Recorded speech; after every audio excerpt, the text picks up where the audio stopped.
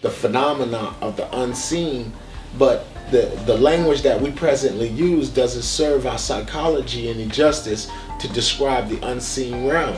Spirituality is African people's power. All things, our ability to conquer the world with art, science, technology, and warfare, all of those things are lodged in our spiritual systems. You cannot have spirituality after any of those things. All those things come from spirit. So the adversarial forces that govern the planet and that we call our enemy, they utilize spirituality. That is their first point of reference for anything. So all spirituality and all of its doctrines and our understanding of it is lodged in language. So we have to become linguists. We have to become architects of this order, where we're able to not just build buildings, but also know how to remove the bricks without altering the structure, so we can actually see inside of the space called the infinite or the unseen.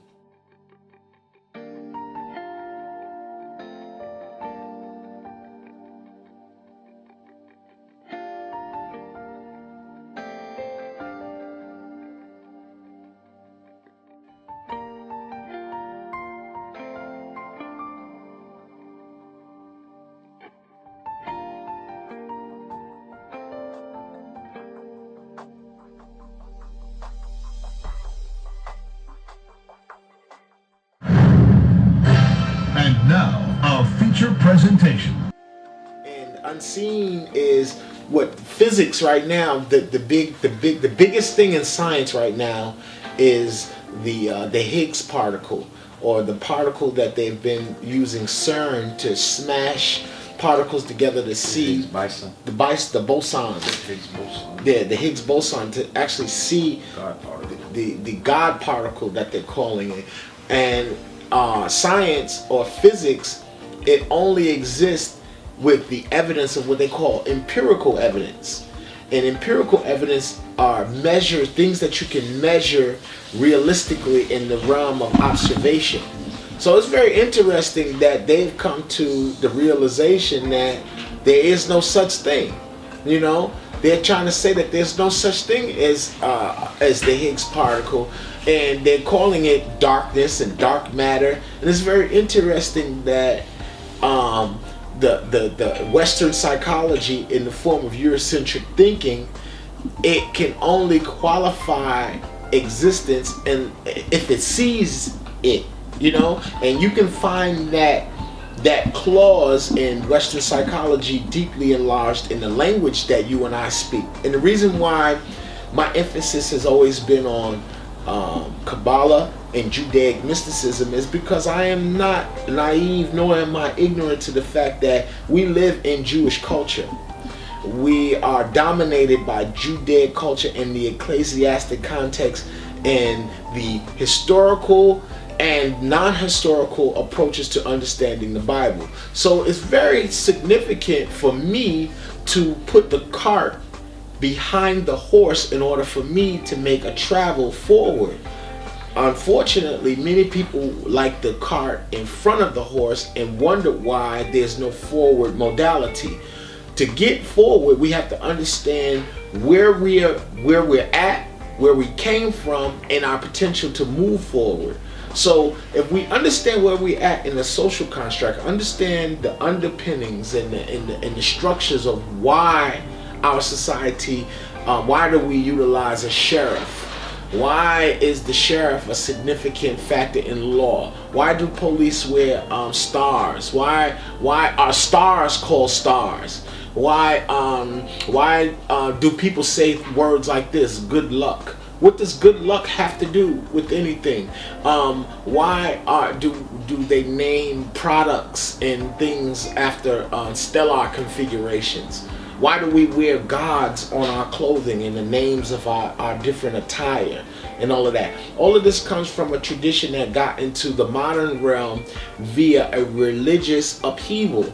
And there were different periods where different cultures had an opportunity to infuse their own ideas into religion. So unfortunately, because we don't get taught the 1,000-year block of SAAMR, 1,000-year block of 8th century African import into Spain, which proliferated science, art, culture all throughout the world, to 1492, people don't understand the African import of why we have a society that we have now. We feel displaced in our very society. We feel like we don't have a role in government, culture, art, science, politics, because historically we have been we've been blindsided and removed from, well, actually it's all historically here. We just don't know which way to go to retrieve the information, to regain the insight, to know that we govern the world in which we have right now. You know? Beautiful, beautiful, brother. I heard you use the word mysticism a few times. Maybe not here, but I heard you use that word a lot. What is mysticism? What is that actually? Mysticism is a word to describe the unseen dynamics. It's derived from the word mystery. Mm-hmm. You look at my watch here. We can see the complications of the watch. Right. The chronographs of the watch moving, but the method of how this watch is actually doing that is a mystery to our peripheral view. We can't see the underpinnings of what's going on until we actually take the watch off, remove the back, and then we'll see in the back of the watch, we'll see a bunch of gears, right, and different elements that perform the physical phenomena of actual movement. You know what I'm saying? So mysticism is the language that describes the unseen dynamics. It's a language that does not explain itself. You know? Would it be fair to say that's something like metaphysics, or no? Totally two different. Mysticism is metaphysics. Okay. The word metaphysics, meta is beyond, and physics is physical. Mm-hmm. So metaphysics is is a language of what is beyond the physicality, and that is the very language that our psychoacoustic faculties utilize in order for us to have a reality on a psychological level. We are indulging ourselves in a metaphysical dialogue in our minds all the time. However, when we try to speak what is of the mind, it gets filtered. So you're translating truths. I can stand to say this, that all people are born with an instinct to know everything in the universe. All natural phenomenon, you know them from birth. And if you look at the mystical tale of any of the great historical protagonists, in particular, let's look at Heru. His mother is the first one to actually impart to him any of his great designs and ideas of who he is.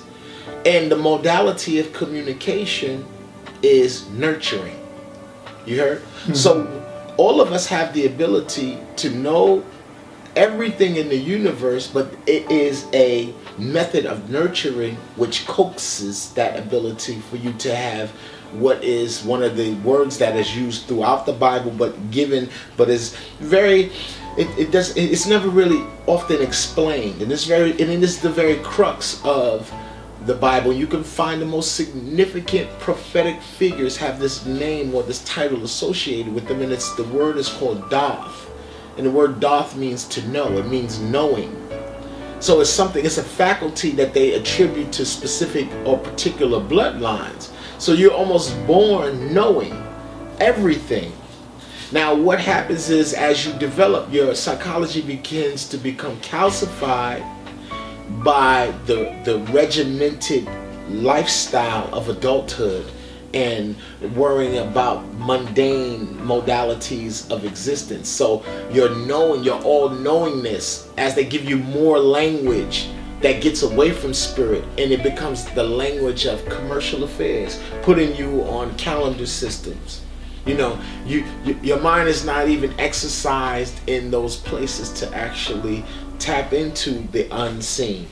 So what we attempt to do in our teachings is give people a way to give factorization to their thoughts. People don't know where to place certain thoughts. Anger. When I throw the word anger out to people, people don't know where to put the word anger in order for anger to actually help them, benefit them. Can anger be of a beneficial factor to you? Of course it can, if you know where to factor it and you know all of the associated concepts and vibratory forces associated with it. Linguistically, physically, in forms of colors as well as numbers. It's a series of the mystical language, or the language of the unseen, is a series of realities that lie beneath the common one. So if everyone is of common thinking and everybody is just regular, it's really kind of fun to have access to the spirit realm where people don't have access to it. You understand? Mm-hmm. So we have that in the form of language. We have it in the form of various treatises. Well, you picked up a powerful title on your journey of teaching our people about the Kabbalah, and that is, they call you the Kabbalah God. I hear that all the time. What is so significant about teaching the Kabbalah to our people? How can the Kabbalah free us, or was it meant to free us? It was meant more so. Well, let me get real to the crux of it. The word simply means to receive. Kabbalah. That's it. If we were in Israel and we went to a store and we went and bought something, we purchased something, they're gonna give us a piece of paper that says after we make the purchase, it's gonna say Kabbalah on it. Because a receipt, you receive a receipt at the end of your purchase, correct? You go to a hotel, and the place where you first have to go in and be received, if we were in a Hebrew-speaking country, they would have the word Kabbalah right there. So what happens is the word has become various things according to certain social conditions. So, and a lot of people in the Western world and modern world have heard of the concept or the term Cabal. When you hear the word Cabal, and that has evil connotations. It means that a group of people are secretly conspiring to do something. They call that a cabal. You see it in the newspaper, on the news, when they speak about conspiratorial things of that nature. Now, Kabbalah is significant because, again, I reiterate that, and I challenge, anybody to tell me different, that, we are governed by laws. We are governed by men and women who have service revolvers. And they use the service revolver to conduct business. And the thing that gives them authority to conduct business with the service revolver is the Hebrew Bible. And the Hebrew Bible. Okay? So when you go to court and they're speaking about "in God we trust," the God that they're talking about is a God whose story is underlined inside of the holy scriptures. You can go to the courts, and they have a court building in Los Angeles where they have Moses outside holding up the 10 Commandments. You understand? And it's clear that that is the governing body of literature that defines people's reality. The fact of goods and services is all covered in the Bible. Birthing of children, the preparation of meat, sacrifices, anything, taking someone's property, what happens, all of that. Now, of course, we have newbies and people who are just coming into this construct of consciousness, who are already taking what I'm saying and saying, no, the laws don't come from the Bible. They come from the 42 negative confessions, Brother Rashid. They come from here, Brother Rashid. It comes from Africa, Brother Rashid.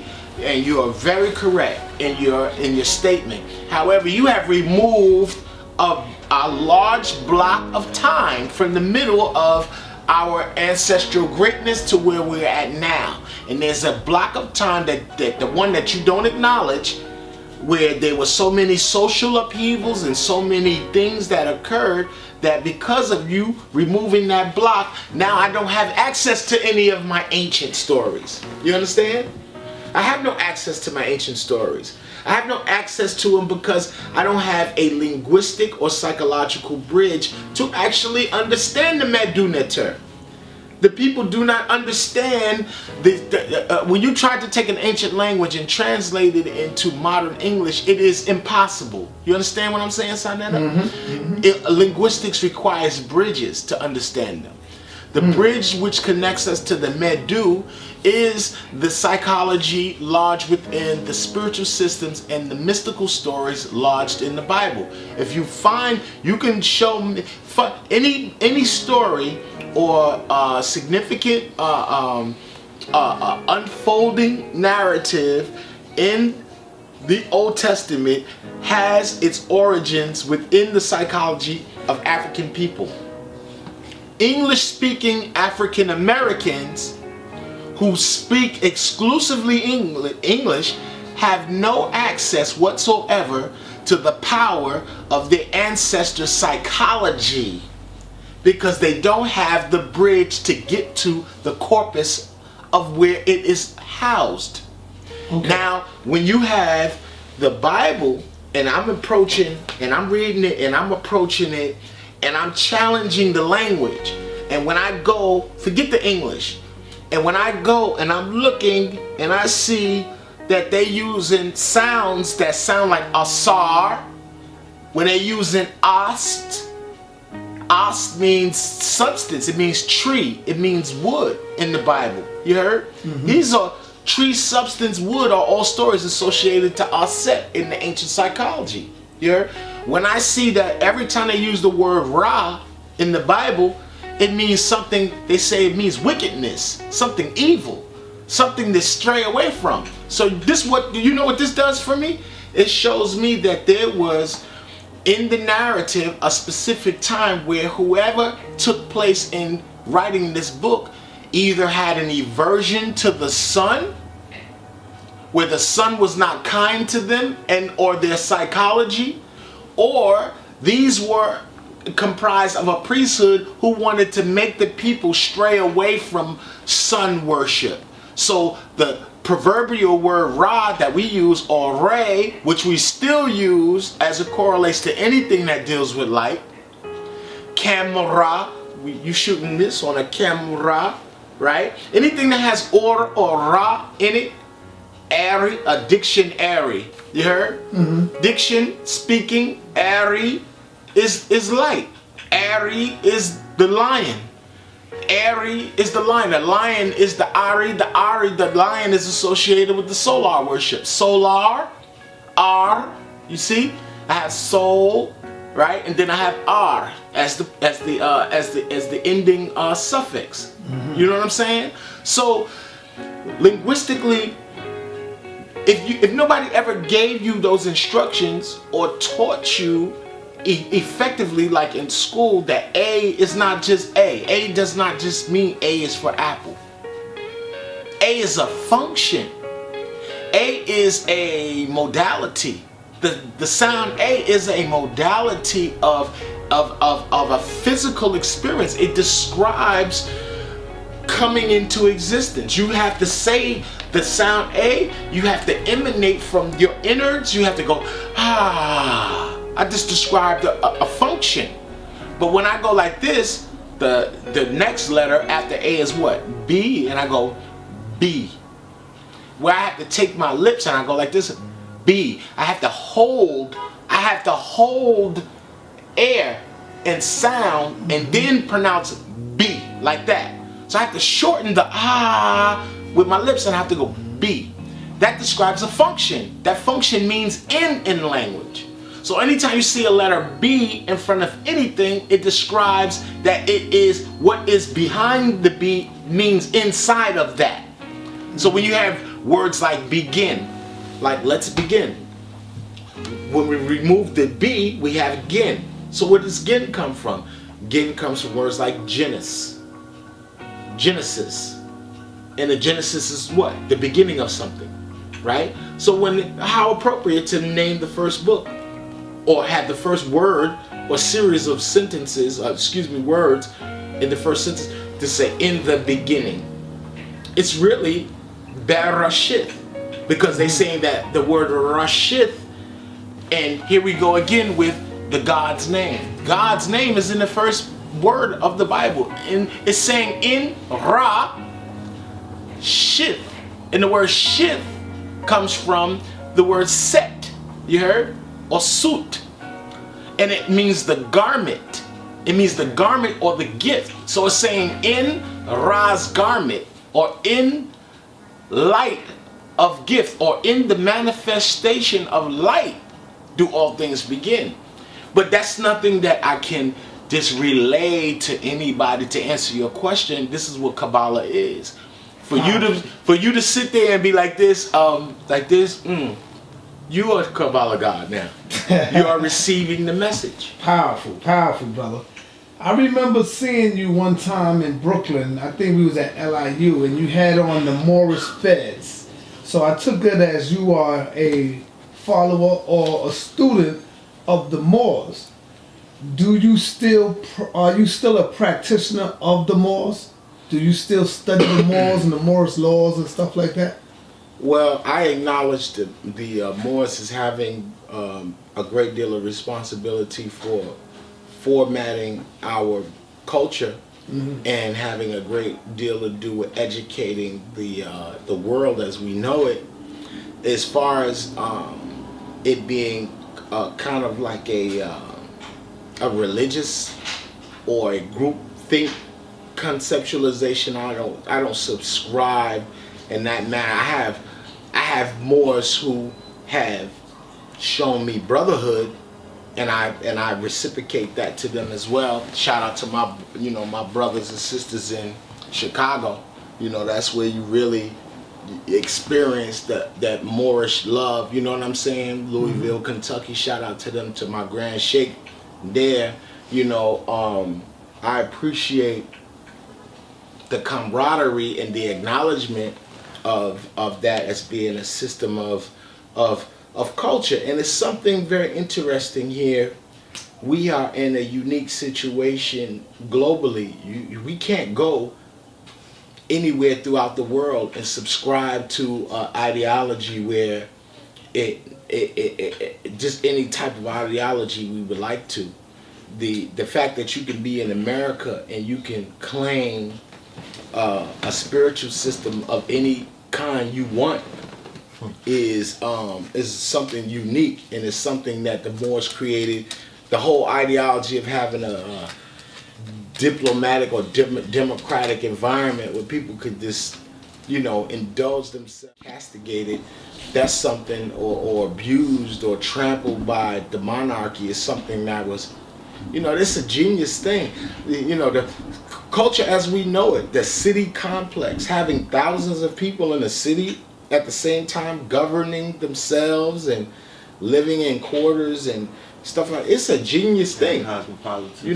Cosmopolitan cities and societies. That is a very a genius thing. Can we open the window, Lord? Yeah. I missed that window. Yeah, I was closing because of that the traffic. Oh, okay. Yeah, we can get crackers a little bit. You right there, Red Pill. Okay, now here's the it's hot as fish grease. Here's the joint I would like for you to deal with, because the last time you was here, you was sitting in that very same spot, and the people loved the information that you got to. They wanted you to go more in depth, and hopefully the Red Pill can help you. He can add on to this, because I know this is his topic. He deals with this topic, And I want to also deal with the Vatican and the Pope, and why do you think he have stepped down? Let's get into some current events. Freemasonry. The last time you was here, you said a lot of us really don't understand Freemasonry. 99% of the people who speak about Freemasonry know nothing of it. You was talking about your story. Yeah. Go into that, man. Well, the reason why I became a Mason is because I'm a Scorpio. I like secrets. I want to know what the big secret is. And also, every man in America, black, white, whatever you are, you should know about Freemasonry. If you are a statesman and if you are pontificating as though that you want some sort of power, you should understand the art and science of fraternity.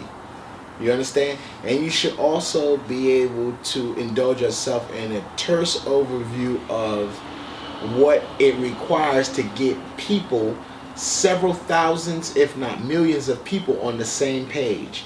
The only method of doing so is initiation. Let's not be naive.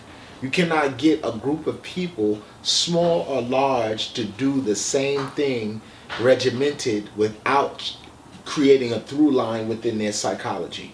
Freemasonry in 3 stages addresses and inundates white male psychology, if we want to just say this, for our lighter skinned humans, the white male population have utilized Freemasonry to put ancient spiritual concepts and modalities of developmental psychology into their own psyche in order for them to take over the world, and have a language that they don't have to speak out loud in front of the non-initiates. They can with gestures, recognition, it's so many gestures that they utilize, you heard, to show that they're creating a house. And they're creating a house, and the house is a proverbial house. It means an intent, you heard? And they're doing it in secret. And you see it. They don't have to tell Billy Bob to go take you out back and hang you, you heard? You give them a nod. They already know the language. They already know. And that is, quote unquote, people use when this is something that's very strange to me. Anything that the Negro mind does not understand, it calls it Freemasonic. If they don't understand it, it's Freemasonic. And then the other thing is that we are convenient with what we call Freemasonic and what we don't call Freemasonic. You know what I'm saying? So we have some black people who indulge themselves in various rites of passage. You heard? That they call this and they call that, and they refer to this and they refer to is that. However, it all falls under Freemasonic undertones. You know what I'm saying? They're calling something Freemasonic when in fact it's really not. You know what I mean? What do you say to those who say Freemasonry is evil, it's wicked? Black people should not be involved in Freemasonry. I don't say nothing to them. I'm not interested in their sentiments nor their feelings, and it is an indication of their extreme ignorance and lack of understanding of the development of Western culture, and they cannot see their role in it. They do not understand that Freemasonry it is a condensed form of African spirituality. It is. And it governs every corner of every artifice that requires. Freemasonry is about theater. This is something I never, indulge myself in even having to express to people. Freemasonry is about theater.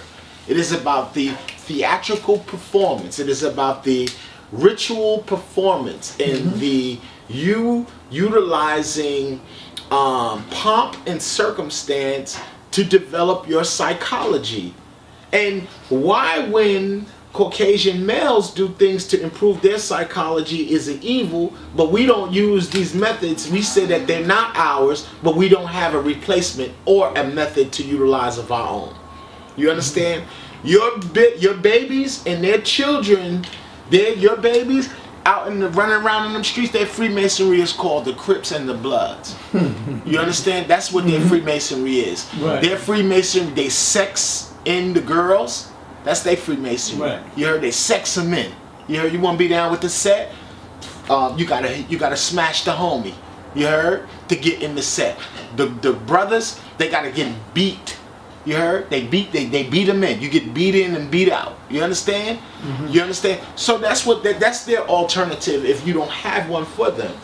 So all civilized cultures, even modern cultures, one of the prerequisites is that you can't be a part of our culture unless you are true, tried, and tested in the field of military. They got to run you through military.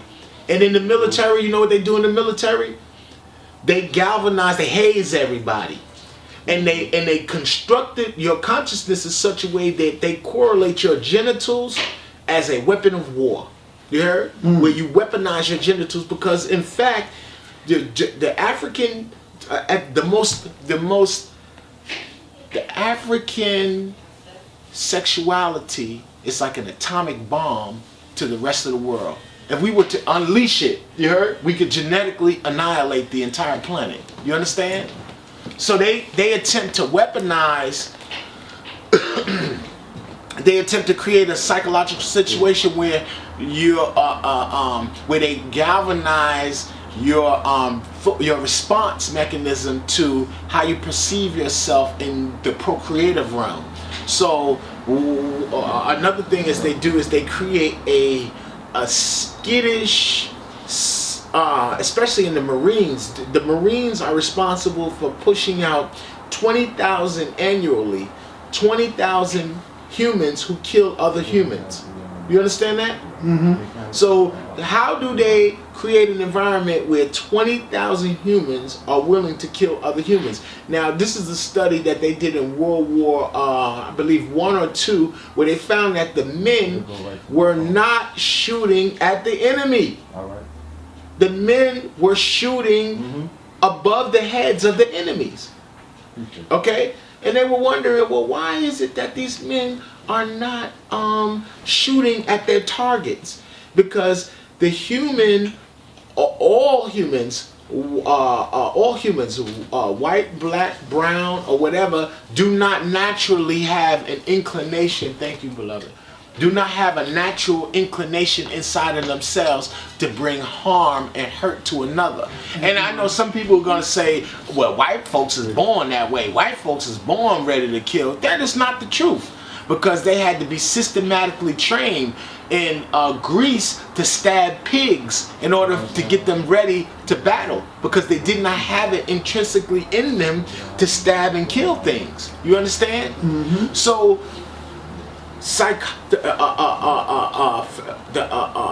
Freemasonic thinking or Freemasonic rituals place us within a frame of reference in our mind that makes us malleable to bigger concepts and bigger things. You understand? We can collectively get to a point. You understand? And there's nothing greater in the world as a tool of weaponized empowerment to try to invoke or get it in. There's nothing better than actually putting people in game. You heard? Everybody ain't supposed to know your business. You heard? Right. Everybody not supposed to know your business. And anybody that's against Freemasonry is naive to think that their revolution is going to get pulled off in open forum. Everybody come down to the Madison Square Garden and listen to my plan of world domination. You know, that is naive, and it's child's play at best. You know what I'm saying? And in my final analysis on that is, I don't care about the psychology nor the people who do not understand Freemasonic power. You heard? And they're little babies to me. All right, let me ask the red pill and give you a chance to eat your apple. What is your understanding, my brother, of Freemasonry? And you should ask that question to people, because you set people up. You should only ask that question to people who are Masons. To be honest with you, I'm not initiated So Okay. My only answer to that would be speculation at this point. Now that's a good answer though. Now But that, what I would say Uh-huh. is I look forward to the day that the brothers, those who are initiated and who went into the craft and got the keys could come back out and begin to craft, the secret societies for the brothers and sisters amongst my generation who wish to be a part of a fraternal order, but we don't necessarily want to pledge allegiance to the Freemasonic societies. We want to get this Black Illuminati thing popping. You know what I mean? That's very, it's something that really interests me. But the illest shit about it is this: the only way that's going to happen is if you utilize what's present as a mode of actually infiltration.